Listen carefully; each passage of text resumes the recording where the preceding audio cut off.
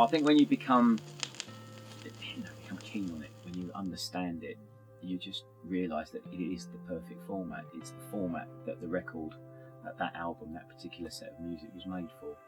And you engage with vinyl, you have to take it out of the sleeve, you have to turn it over, you have to put it on, put the stylus on the record. There's all the writing on the sleeve that you look at while it's playing, and then, I don't know, and it sounds warmer. All these are cliches, but they're all true, and that's why people, spend all their money on buying it, and that's why they actually collect it. You don't really hear of fantastic CD collections, but you do hear of fantastic vinyl collections. I was born in the 60s, and so in the 70s as a child. Honestly, if you got any pocket money, you bought comics or records. So from when I was a kid, I started to buy records, and I didn't ever really stop. It was just playing with it. I felt like playing with toys, and then I slowly converted completely into only buying vinyl. I don't think I would have started buying vinyl if I didn't work in a shop. And I only started working in a shop because I love music. I think the sound quality is far superior than CDs, or MP3s. And there's always that one chance you might buy a sealed record, and then you get it and you open it up. If it's 1978, you slice it open and you can smell it, and it smells like 1978. If you know what I mean, it smells musty. If Marks and Spencer's could can that smell, I'd buy it. You get the cover, the graphics on the cover, the sleeve notes, a bit of history about the artist sometimes. I think it's just the physical presence and the artwork, and certainly the sound quality. I did buy CDs when they came in, and they were marketed as being indestructible and better than vinyl, and they're certainly not indestructible, and I'd much rather hear a little pop on a record than a CD skipping, and once the CD's knackered, it's ready for the bin. But with vinyl, even if there's a little scratch or a pop somewhere, it doesn't really matter, you can still play most of it. It's a different kind of listening experience. So there's an executive from Microsoft says that we live in an era of constant partial attention. So we're listening to music on YouTube, we're listening on Spotify, SoundCloud, and we're doing other things at the same time. We're checking emails, we're on Facebook, we're doing all sorts of things. So we're never giving our full attention to anything, and there's this great demand on our attention, so we're only ever partially engaging with music. A lot of people that listen to music on vinyl describe it as a slow experience, that you start, there's a physical engagement with the playing of the record, and a sitting and a concentration, and a length of time listening to one side of an album and then turning it over and listening to the other side of the album. So there's a slow experience that's kind of counter to engagement with most media.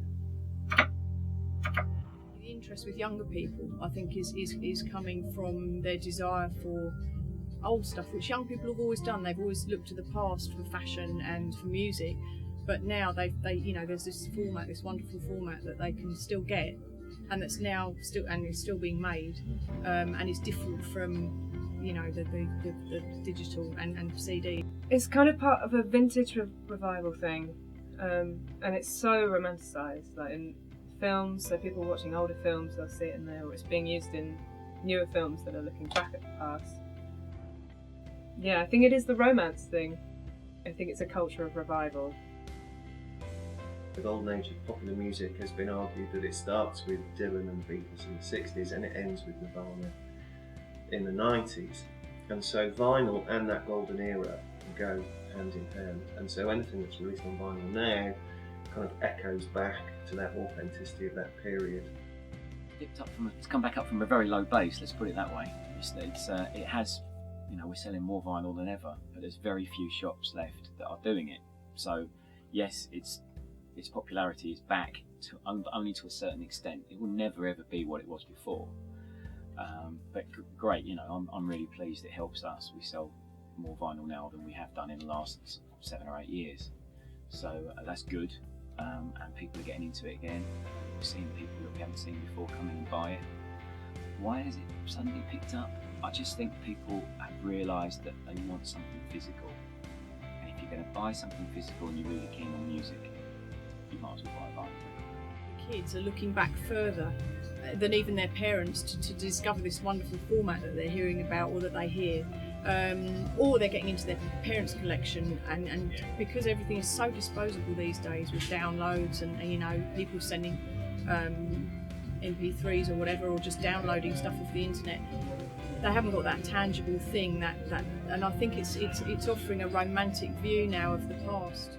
I think it might be because people are getting bored of CDs. You can't, the size of them, you know, CDs are obviously so much smaller than these. I mean, you can get nice booklets and pull-outs and things like that, but I think people want something a bit more substantial for their money. I think buying vinyl is addictive in the same way that music is addictive. People that don't buy vinyl also amass massive amounts of music, but they tend to tell you how many gigabytes of music that they have, and it's a very easy process to get into. I think there's an addiction with vinyl in that once you have what you might call a collection, once you've amassed a certain amount of music, it's there and it's visible and tangible to other people, and you're very, very aware of what is not there as well. It's a never-ending search, because once you've completed I don't know, if someone's completing a set of like an artist, you'll go, right, got that, put it on the shelf and start again on someone else. Or people are always releasing music. Music's never-ending. That's not going to stop. I'd like to think that once you start buying vinyl, you're kind of hooked. I mean, people fall by the wayside all the time and sell their stuff, and you know, people get into debt and have to sell all their records or whatever. But if you've got a love for it, you will carry on buying it. You will keep the faith.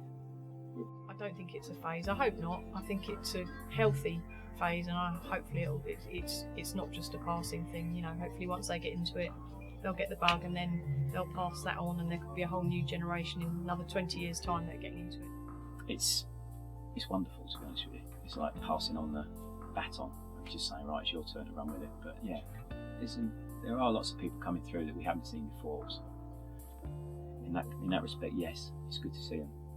Same with MP3s. Like, if you replace your laptop, then that's your music gone, but you're not going to replace your records unless they get stolen or burnt or something horrific. I think the future of vinyl is going to be quite healthy. I would like to think that the CD will go. If you want digital music, just download it or stream it. If you want to own music, I think that's where vinyl's going to come in. I think the sky's the limit. I think as long as the pressing plants are still, you know, there's enough to supply the demand, I think that it will, you know, it could be that things get a vinyl release. I don't think it'll ever go away, because there's record shops like Rough Trade East. They're such empires now. They're not going to go anywhere, and there's always going to be people who will go in, even if it's just a few. They spend so much in one go, and even then, if it moves online, then it's still going to be there. There's still a cycle of people buying records that still exist. Even if it goes back underground again, I don't think it'll ever go away.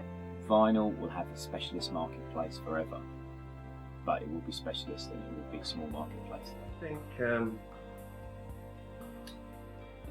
that vinyl will be, there'll be a greater resurgence.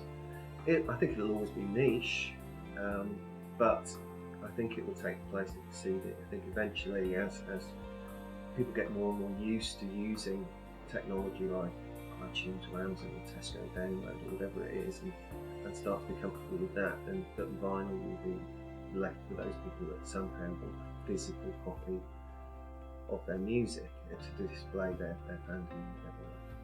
Really, it's not about the money or anything. It's just about favourite tunes, and I've got hundreds. Just means a bit more than buying any other format. MP3s, I might get excited by it, listen to it on the computer, and then forget it's there. But if you've got it there, you know, if you physically got it, then the memories are there. I guess vinyl for me is a physical manifestation of my taste, and it's like a diary. It's the story of my life. I've been buying records since 1977, and yeah, they're just the story of my life. If I could sum up vinyl in 3 words, it'd probably be romanticised, treasured, and a constant. Very warm, very endearing, totally lovely.